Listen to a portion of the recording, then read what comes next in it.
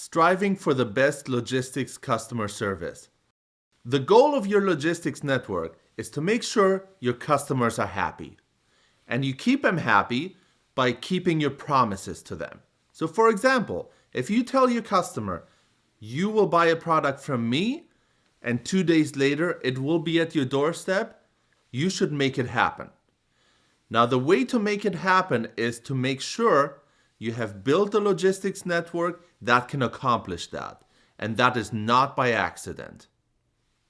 In order to provide your customers with that top logistics customer service, you can have no stockouts and you should have the lead time that you advertise. 2 concepts I will discuss next. Lead time is one of the most important metrics in logistics. It's measured from the time of order submission to the time of order receipt. And we want it to be short as possible. But we also do not want it to vary at all because we cannot plan for variability. An example of that would be if you're shipping parts to a car manufacturer and that line is moving.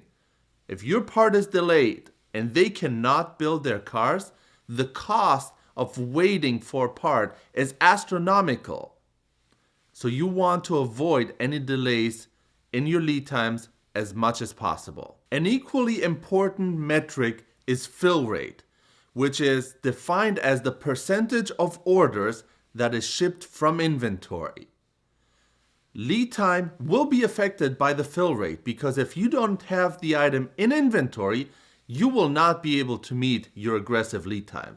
Therefore, we need to maintain enough inventory to ensure our fill rate is as high as possible and we don't have any stockouts. Ultimately, the overall goal of logistics is to deliver the right product at the right price to the right customer at the right place at the right time in the right quantity in the right condition.